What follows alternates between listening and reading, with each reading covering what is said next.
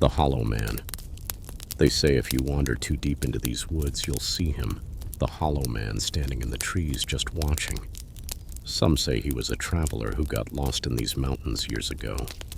A drifter who stayed out too long and was swallowed up by the shadows. Now he's just an empty figure, echoing the voices of anyone who gets too close. I moved to Appalachia just a month ago, for work mostly. I didn't know anyone around here, didn't know a single thing about the area. So when I heard the stories about the Hollow Man, I laughed it off, figuring it was just some local ghost story meant to spook outsiders. It wasn't until last week that I learned just how real he is, and that the locals don't tell the whole story. My first encounter with the legend happened at the local diner, where the walls were lined with black and white photos of Appalachian landscapes and old newspaper clippings. I had gone there to grab some breakfast before heading out on a hike, when the waitress, a woman with graying hair and a gaze sharper than broken glass, asked if I had a destination in mind. I mentioned a trail I'd read about online.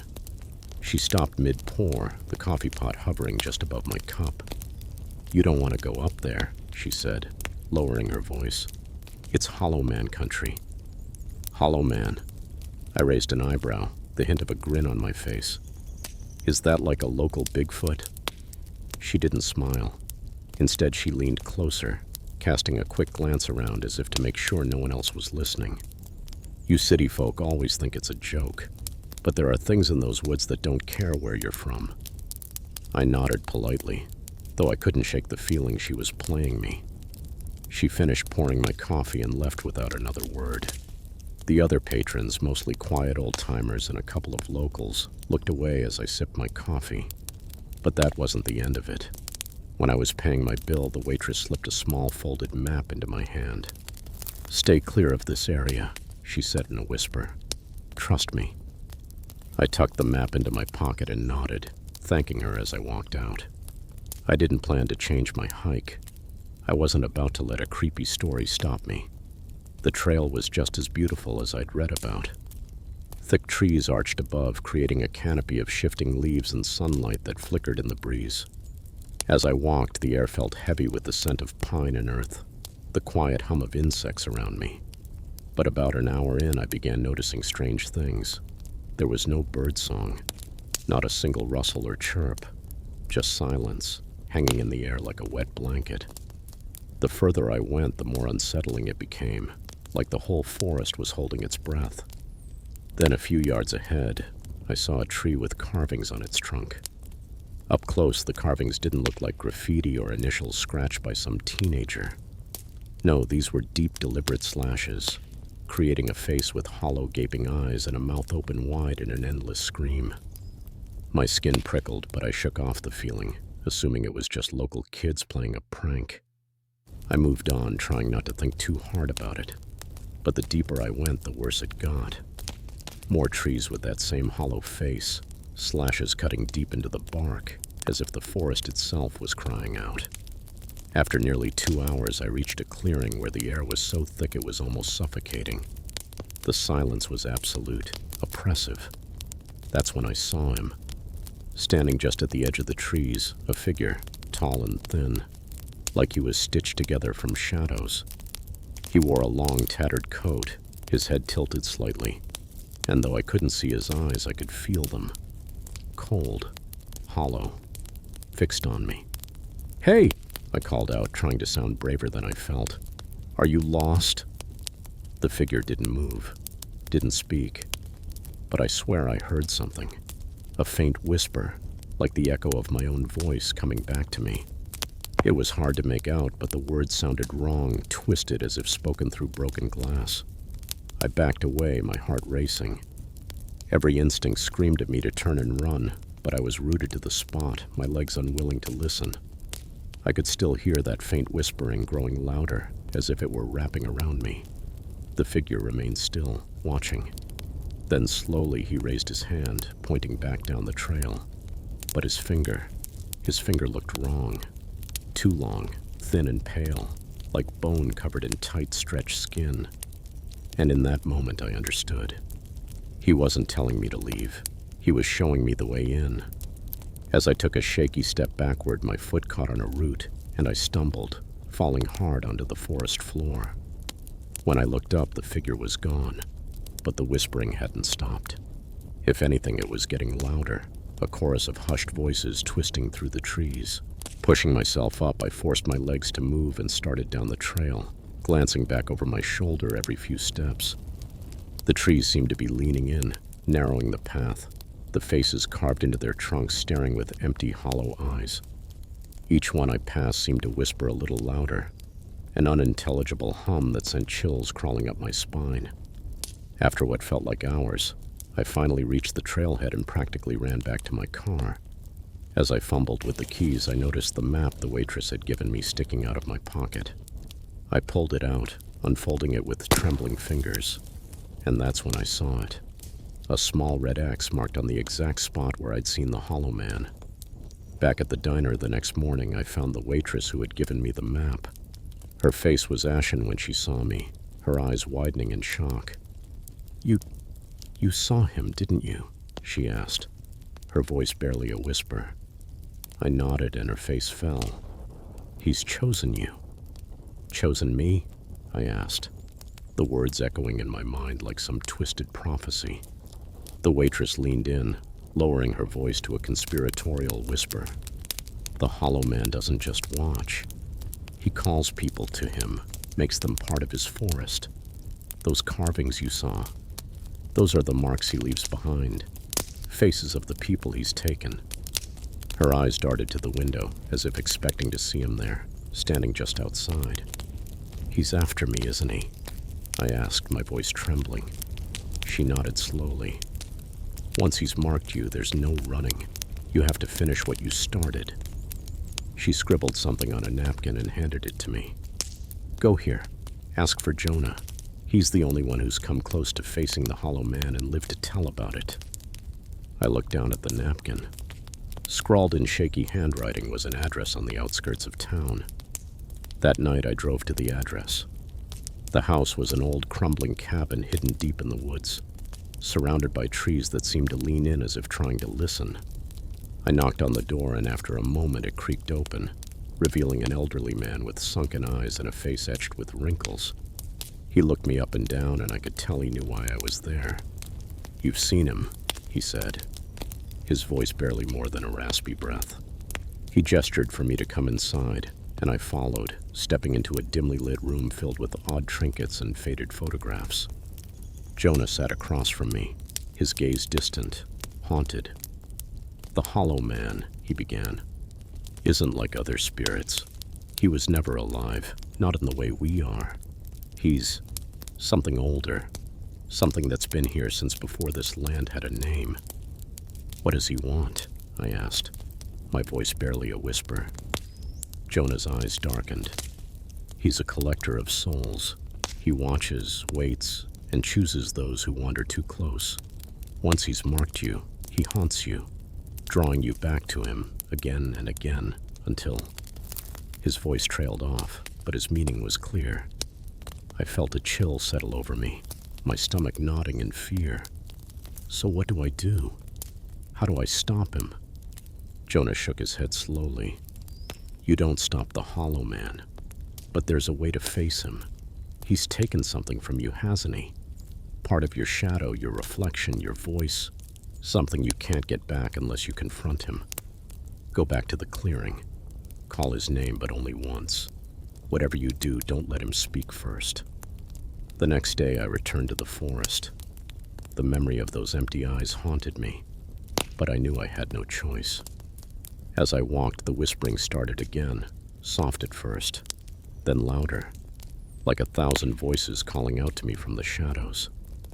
When I reached the clearing, the air felt thick, suffocating, as if the forest itself was watching, waiting for what was about to happen. I took a deep breath, trying to steady my shaking hands, and called out, "Hollow Man." The whispering stopped, leaving a silence so deep it felt like the world had stopped breathing. And then he appeared, stepping out from the trees, his eyes hollow, empty, reflecting nothing but darkness.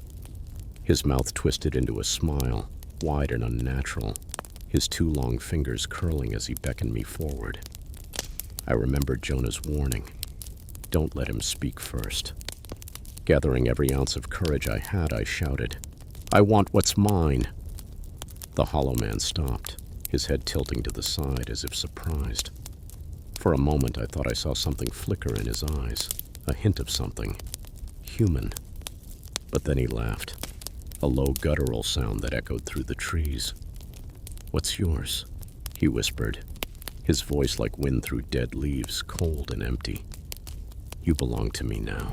A wave of icy terror washed over me as the hollow man's words echoed in my mind, chilling and absolute.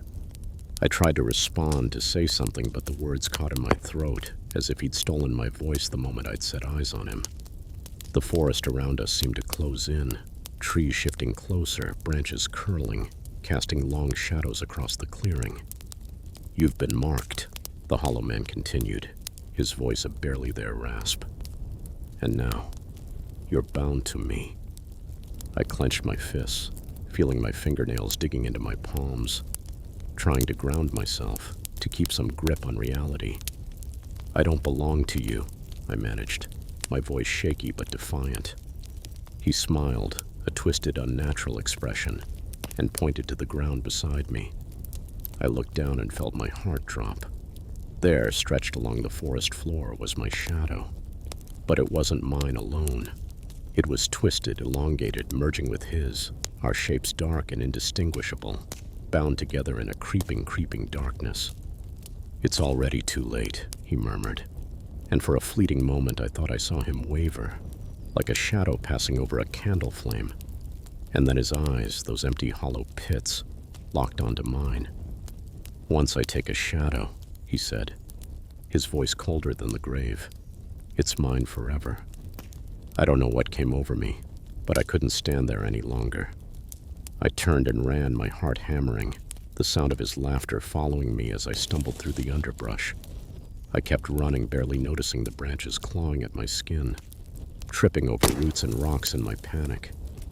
When I finally reached the edge of the woods, my vision was swimming, and my body felt like it was carrying a weight I couldn't shake.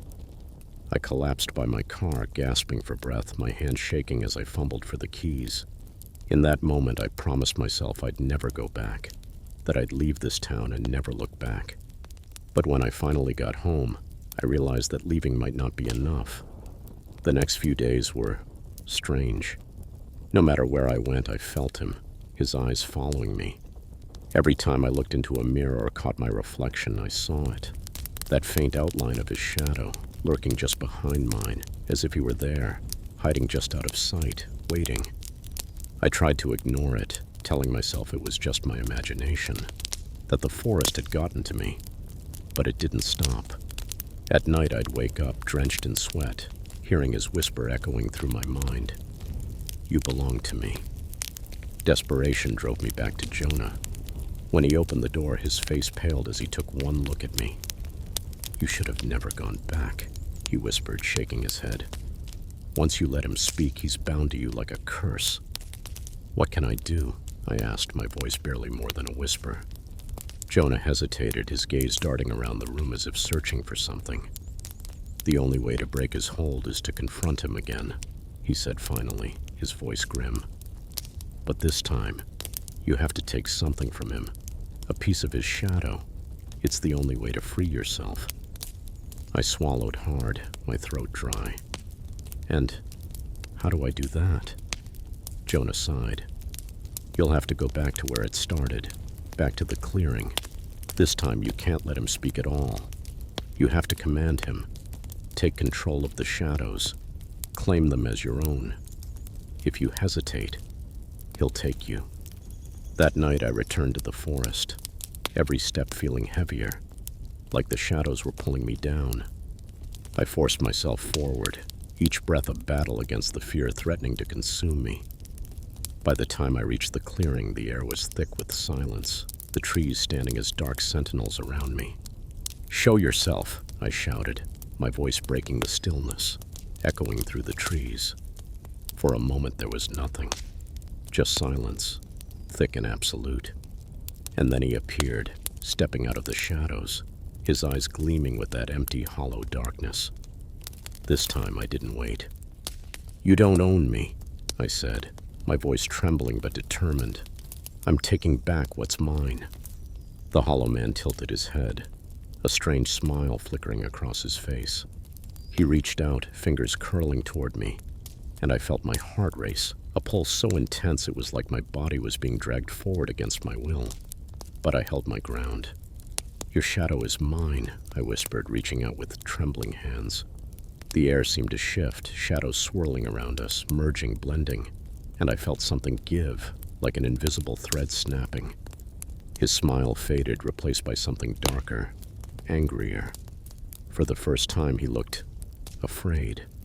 "No," he hissed, his voice a thin, jagged whisper. But it was too late. I could feel his shadow, dark and cold, slipping through my fingers like smoke. And then he was gone, disappearing into the night, leaving me alone in the clearing. I staggered back, breathing heavily, feeling the weight lift, the darkness receding. But even as I turned to leave, I felt it. Just a faint, lingering presence, like a shadow on the edge of my mind. Because some things once seen can never be unseen. The Black-Eyed Miners. They called it Black Hollow Mine, an old, long-abandoned shaft dug deep into the Appalachian mountainside, forgotten by most but feared by those who remembered. The locals claimed the mine was cursed, haunted by the spirits of the miners who died there in an accident years ago. But the team I'd joined wasn't interested in old superstitions. We were paranormal investigators. At least that's what we called ourselves. Some of us were skeptics, others true believers, but we all shared one goal: to find out if the ghosts of Black Hollow Mine were real. There were 4 of us that night: me, Amber, Sam, and Trevor.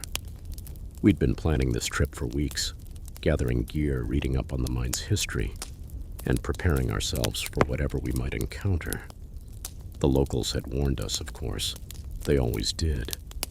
Black Hollow Mine was known for strange happenings, flickering lights, disembodied voices, and most chilling of all, sightings of the black-eyed miners. We gathered outside the mine entrance just as the sun dipped below the mountains, casting long shadows over the gaping black hole in the earth. The mine looked ancient, its wooden supports splintered and covered in moss. A chill hung in the air, and I could feel an oppressive silence, as if the very earth was holding its breath. Amber set up the camera on her shoulder, adjusting the lens as Sam flicked on his flashlight. Trevor pulled out an old newspaper article he'd found about the mine. 18 miners went in. Only 6 came back, he read aloud, his voice low. The rest died, trapped in a cave-in after a blast went wrong. They say that those who survived claim they saw something in the darkness. "Something?" Amber asked, raising an eyebrow. "Shadows," Trevor replied, his voice barely a whisper. "With black eyes, just watching from the edges of the light." I felt a chill creep down my spine, but I shook it off. We'd all heard ghost stories before, and this one was no different. Still, the legend of the black-eyed miners had a particular weight to it, a dread that lingered in the air like the stale smell of coal dust. With our gear in place, we made our way into the mine. The darkness swallowed us whole, our flashlights cutting narrow beams through the heavy, stale air. The silence was oppressive, broken only by the crunch of our footsteps on the gravel floor and the occasional creak of the old wooden supports. The deeper we went, the more suffocating the air became, thick with a heavy metallic scent that clung to the back of my throat. Trevor kept glancing over his shoulder, his eyes darting into the shadows. I tried to ignore it, but a strange sense of unease was settling over me. It was as if the shadows were watching us, pressing in closer with each step we took.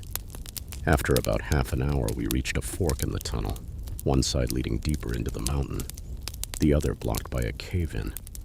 The air was cold, and I noticed something strange, a faint glimmering on the walls, like the wet sheen of coal, reflecting our flashlight beams. "Look at this," Amber said, shining her light along the wall. There, scratched into the rock, were markings, deep, jagged lines that didn't look like they were made by any tool I knew.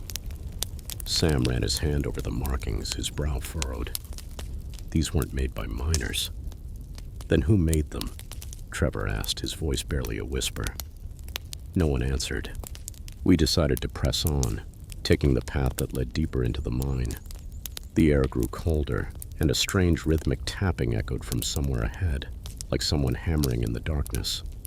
It was faint, almost too faint to hear, but it sent a chill through me. Amber raised her camera, filming the tunnel as we moved forward. "Anyone else hear that?" she asked. "Probably just water dripping," Sam replied, though his voice was shaky. But the sound wasn't random. It was steady, deliberate, like footsteps echoing in the darkness. We followed the sound, our flashlights bouncing off the walls, casting strange, twisted shadows. And then we saw it. A figure barely visible in the beam of my flashlight, standing just ahead, motionless. "Hello?" I called out, my voice echoing down the tunnel. The figure didn't move. I stepped closer, my heart pounding in my chest. And that's when I saw its face, or rather the absence of one. Its eyes were black, empty pits, as if they'd been hollowed out, leaving only darkness. The face was twisted, its mouth frozen in a silent scream, and as I stared, the darkness seemed to bleed out from its eyes, pooling on the floor like thick smoke. I stumbled back, my breath catching in my throat. The figure didn't move, didn't even flinch, but I could feel its gaze, cold and hollow, piercing through me. "We need to go," Amber whispered, her voice barely audible. "Now." We turned and bolted down the tunnel, our footsteps echoing in the silence. But no matter how fast we ran, the sound of footsteps followed, steady, relentless, as if the shadows themselves were chasing us. The air grew colder, and I felt a weight pressing down on me, a suffocating darkness that wrapped around me like a shroud. "Don't look back," Sam muttered, his voice shaking. But I couldn't help it. I glanced over my shoulder, and there, at the edge of the flashlight's beam, were more figures, their eyes black as coal, their faces twisted in agony. They were watching us, following us, their hollow gazes fixed on us as if we were intruders in their domain. We reached the fork in the tunnel, and without thinking, we took the path back toward the entrance. But as we rounded the corner, the way was blocked. A fresh cave-in, the rocks piled high, sealing us in.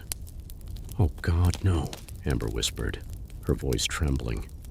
"Keep moving," Trevor shouted, dragging us deeper into the mine. The further we went, the darker the shadows grew, until it felt like we were walking through thick smoke. The air was suffocating, each breath a struggle, and the sound of footsteps echoed all around us, a constant haunting rhythm that matched our own. And then the whispering began. It was faint at first, barely more than a murmur, but it grew louder, filling the tunnel with a cacophony of voices. They spoke in a language I didn't understand, a guttural rasping sound that sent chills down my spine. I could feel their breath on the back of my neck, cold and damp, as if they were standing right behind me. "We have to get out," I whispered, my voice barely more than a breath. "There's no way out," Sam muttered, his eyes wide with terror. "They're not going to let us leave." The whispering grew louder, until it was deafening, a constant droning hum that filled my mind, drowning out all other thoughts. I could see the shadows moving, twisting and shifting, as if they were alive, crawling along the walls, reaching out with cold, skeletal fingers. And then I saw it, an opening, a small crack in the rock, barely big enough to squeeze through. Without thinking, I lunged for it, pulling myself through the narrow gap, my hands scraping against the rough stone. The others followed one by one until we were all huddled in a small, cramped space, hidden from the shadows. For a moment, the whispering stopped. The footsteps faded, leaving us in silence. But then a low, guttural growl echoed from the darkness, and I knew we weren't alone. There, at the edge of the darkness, I saw them, the black-eyed miners, their hollow eyes fixed on us, their twisted faces contorted in rage.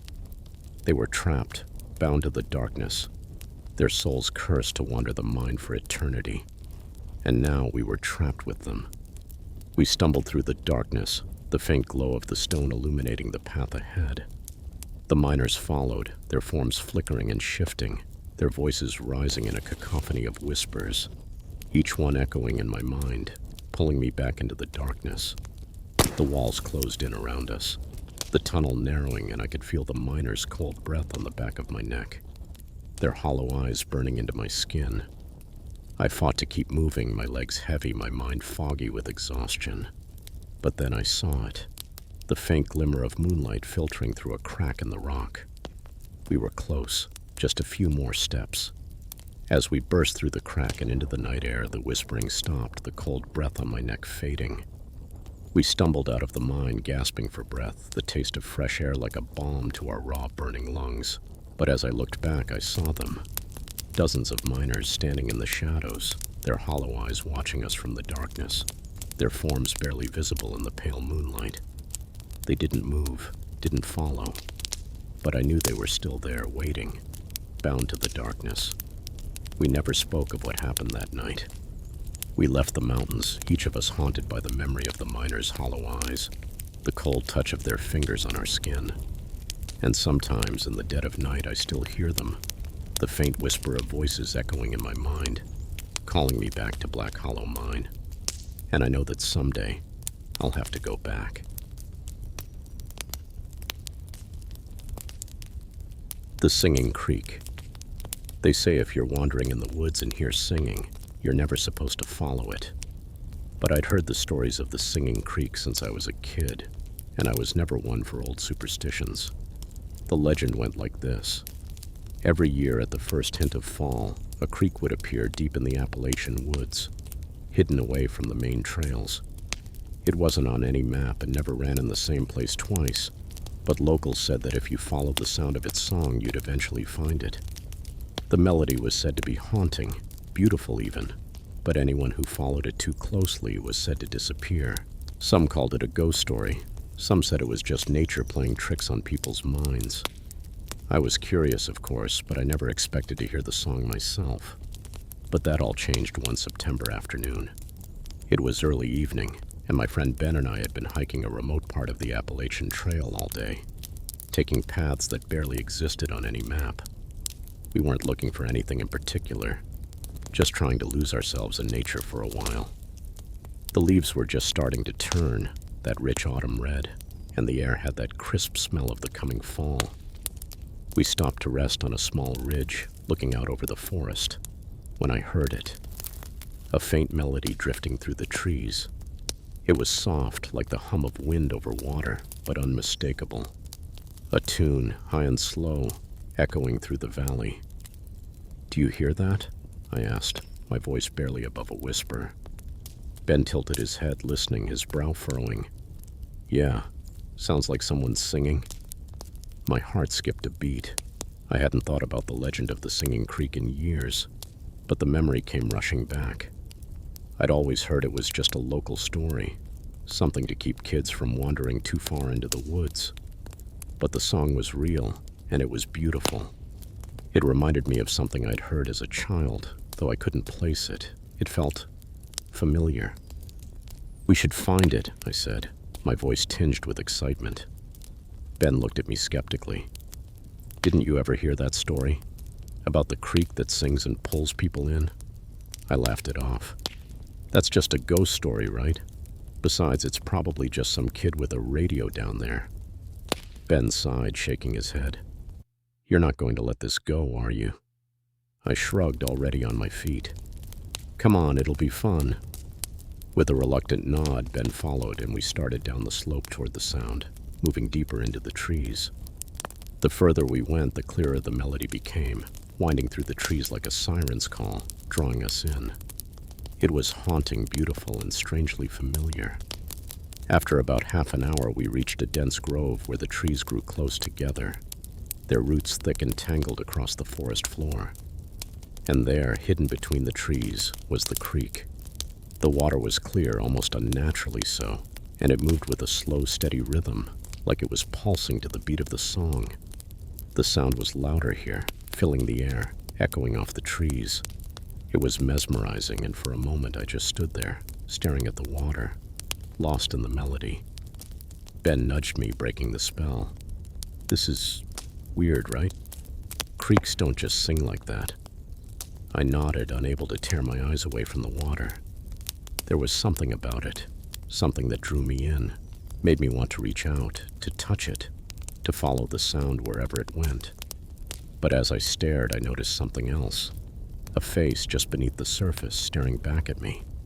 It was faint, like a reflection, but it was there, watching me with wide, empty eyes. I blinked and it was gone, just ripples across the water. "Did you see that?"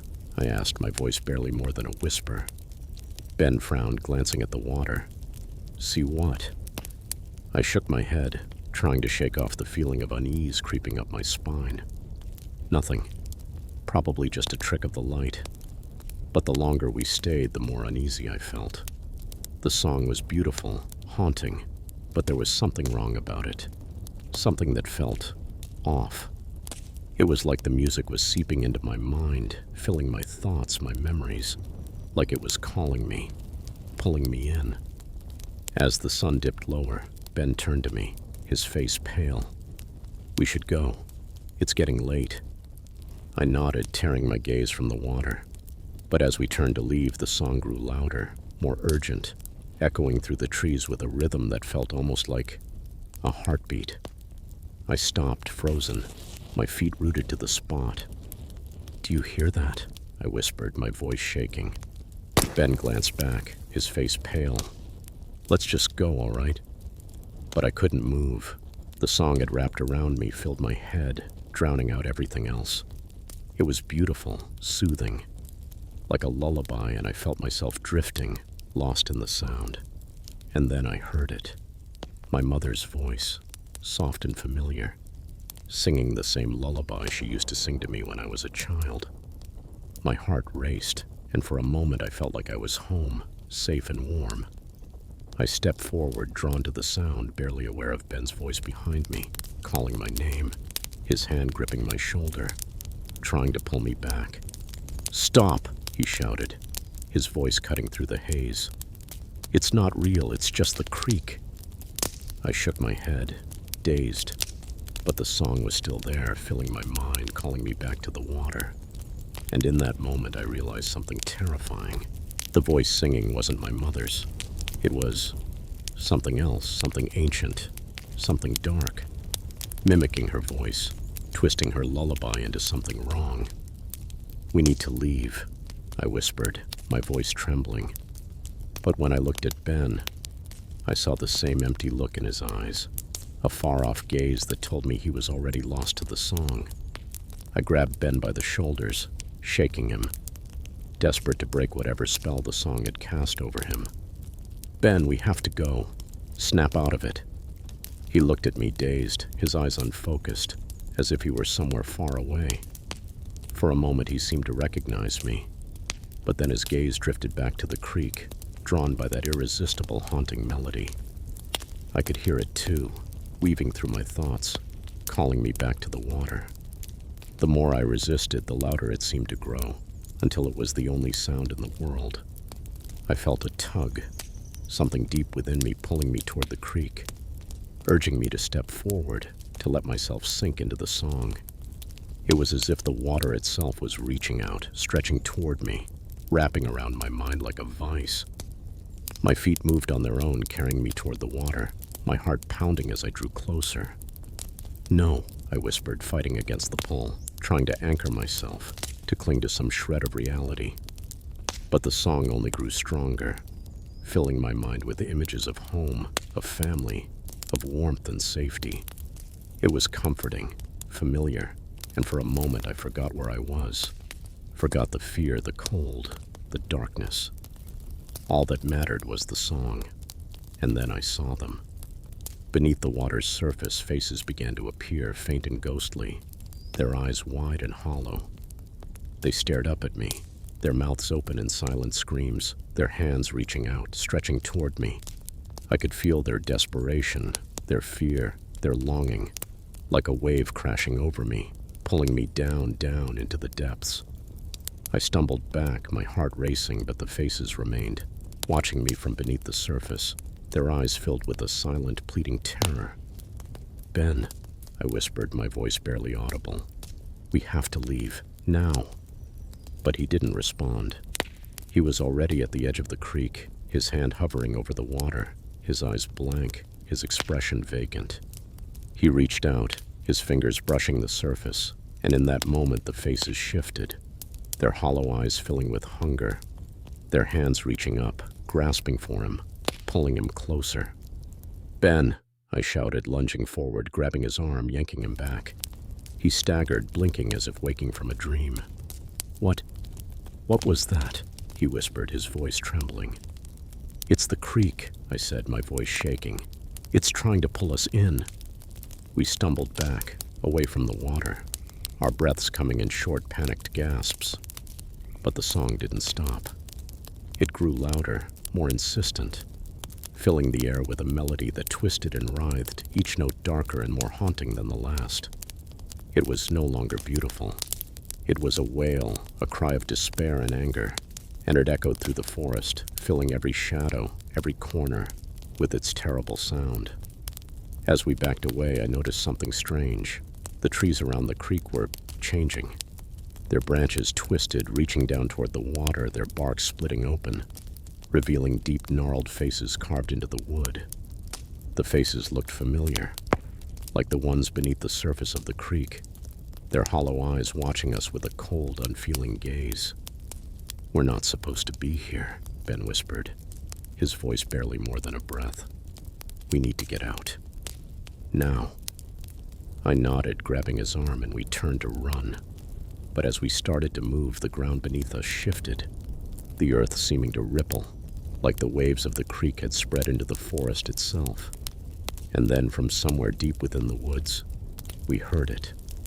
The sound of footsteps, slow and heavy, echoing through the trees.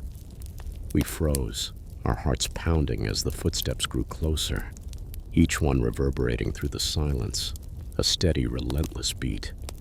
I could feel my pulse quicken, my skin prickling with fear as the sound drew nearer, like something huge and ancient was coming toward us, drawn by the song, by our presence. I looked at Ben, and I saw the terror in his eyes, the realization that whatever was coming for us was not human, not even close. We turned and bolted, sprinting through the trees, the song following us, filling the air with a wail that seemed to grow louder with every step we took. The forest seemed to close in around us, the trees twisting and shifting, their branches reaching out, clawing at our clothes, our skin, as if trying to hold us back, to drag us down.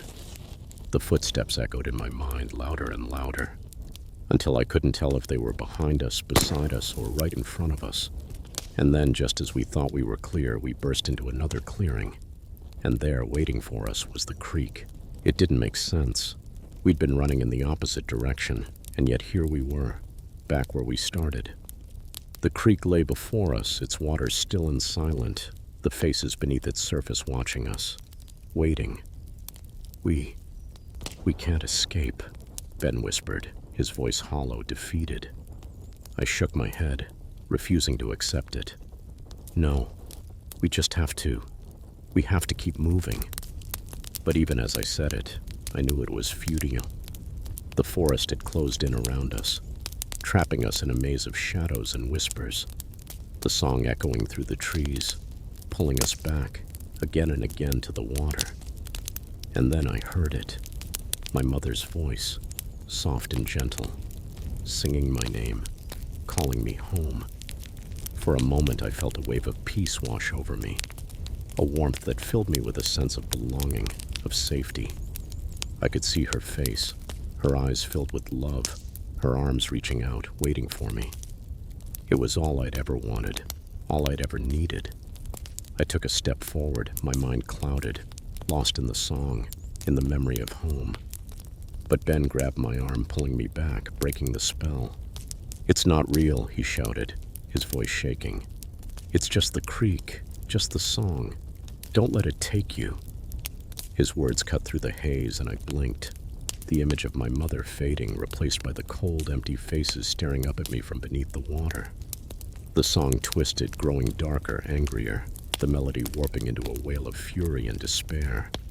We turned and ran, fighting against the pull of the song, the faces in the water watching us. their hollow eyes filled with a hunger that I knew would never be satisfied. Somehow we made it out of the clearing, our breaths ragged, our hearts pounding. The song faded behind us, its grip loosening, and finally, mercifully, we found our way back to the trail. We never spoke about the Singing Creek again, but sometimes late at night I still hear it, the faint echo of a lullaby drifting through the trees, calling me back, whispering my name, promising a peace I'll never find anywhere else. And I know one day I won't be able to resist. The Witch of Devil's Backbone. They call it Devil's Backbone Road, a narrow winding stretch of highway that cuts through the Appalachians, hugging the edge of steep cliffs and dense dark forests. Everyone who's lived around here has heard of the witch who haunts that road, a woman in white who appears in your rearview mirror, staring at you with eyes full of malice before she vanishes into the darkness. Most locals stay off the road at night. They say the witch is vengeful, that she curses anyone who dares drive her road after dark.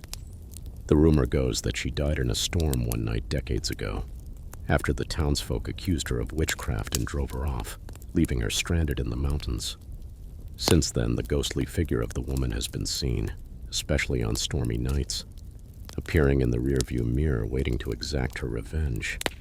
I thought it was just a story, a way to keep people from speeding on the dangerous road. I never believed in ghosts, or witches for that matter. But one night I took a shortcut down Devil's Backbone. It was a mistake I'll never forget. It was a late October night, and I just finished a long shift. I was tired, eager to get home, and Devil's Backbone was the quickest route. I'd driven the road a few times before, always during the day, but tonight the air felt different, thicker somehow, like the weight of the mountain was pressing down on the road itself. The wind howled, the sky dark, with only the faintest glow of moonlight filtering through thick clouds. Halfway up the winding road, rain started to fall, turning the asphalt slick and gleaming under my headlights. I tightened my grip on the wheel, concentrating on every turn, my brights illuminating the dense trees that lined the roadside, casting long shadows that seemed to stretch and move in the wind. Just as I rounded a sharp bend, my radio crackled, filling the car with static. I reached to turn it off, but the static faded, replaced by a faint low hum. A voice, soft, faint like a whisper, drifted through the speakers, saying my name. The hair on the back of my neck stood up. I glanced at the radio, wondering if it was just interference from the storm, but the voice came again, louder this time. Daniel. It was a woman's voice, soft and haunting, laced with a bitterness that sent chills through me. I turned the radio off, but the voice continued, faint and echoing, like it was coming from inside the car. I glanced in the rearview mirror, and that's when I saw her. A figure sat in the back seat, her face pale, her hair wet and matted, dripping down her shoulders. She was wearing a tattered white dress, stained and torn, clinging to her as if she'd been caught in a storm. Her eyes met mine in the mirror, dark, hollow, filled with an anger so intense I felt it pierce right through me. My heart raced and my hands gripped the steering wheel so tightly my knuckles turned white. I tried to keep my eyes on the road, to focus on the turns, the rain pelting down, the slickness of the asphalt, but I couldn't shake the feeling of her gaze, burning into the back of my head. Daniel, she whispered, her voice echoing in the silence of the car, filling every corner, every shadow. Get out, I muttered under my breath, willing her to disappear, to leave me alone. But she didn't move. She just stared, unblinking, her eyes dark and empty, like black holes drawing me in. The rain poured harder, pounding against the roof, drowning out every other sound except for her voice, repeating my name over and over like a chant. I took a deep breath, fighting the panic rising in my chest, and forced myself to glance in the rearview mirror again. She was closer now, leaning forward, her face inches from mine. Her lips parted, revealing a twisted smile, her teeth sharp, gleaming in the dim light. Do you know what they did to me? She whispered, her voice barely more than a breath. I swallowed hard, my throat dry, my heart pounding. I didn't answer, didn't move. I just stared, transfixed, unable to look away. They drove me out, she continued, her voice growing colder, filled with a hatred so raw it sent chills down my spine. Left me alone on this road, in the storm, and I died here, waiting for help that never came. Her eyes bore into mine, and I felt a wave of despair wash over me, a grief so deep it felt like it would swallow me whole. And now, she whispered, her voice dripping with malice, I wait here for someone to take my place. The headlights flickered, the car sputtering as if it too was struggling under her weight. I pressed down on the accelerator, my only thought to get away, to leave her behind. But the road twisted, curving sharply along the edge of a steep drop, and the tires slid, skidding on the wet pavement. The car jerked, the rear wheel slipping toward the cliff's edge. My heart raced, my knuckles white as I fought for control, the wheel heavy, almost like it was fighting against me. But I couldn't look away from the mirror. Her gaze held me, trapping me in her cold, empty eyes, her twisted smile growing wider. Don't you want to help me, Daniel? She whispered, her voice laced with a bitter sweetness. It's such a simple thing. Just let go. My grip loosened, my hands trembling. Her words sank into my mind, weaving through my thoughts, clouding my senses. Just let go. It was so easy. Just let go. But something deep inside me fought back. A flicker of resistance, a spark of desperation. I tore my gaze from the mirror, my eyes fixed on the road, forcing myself to remember who I was, where I was. I slammed on the brakes, the car skidding, the tires squealing as I fought for control. The car lurched, the headlights catching a flash of her face in the mirror, twisted in rage. Don't think you can escape me, she hissed, her voice echoing through the car, filling every shadow, every corner. I'll be waiting, right here, until you come back. And then, just as quickly as she'd appeared, she was gone. The car slid to a stop, the rain pounding down, the road stretching out before me, empty and silent. I took a deep breath, my heart racing, my hands shaking as I gripped the wheel. But when I looked in the mirror, she was gone, her voice fading into the silence, leaving nothing but the faint hum of the engine and the steady beat of the rain.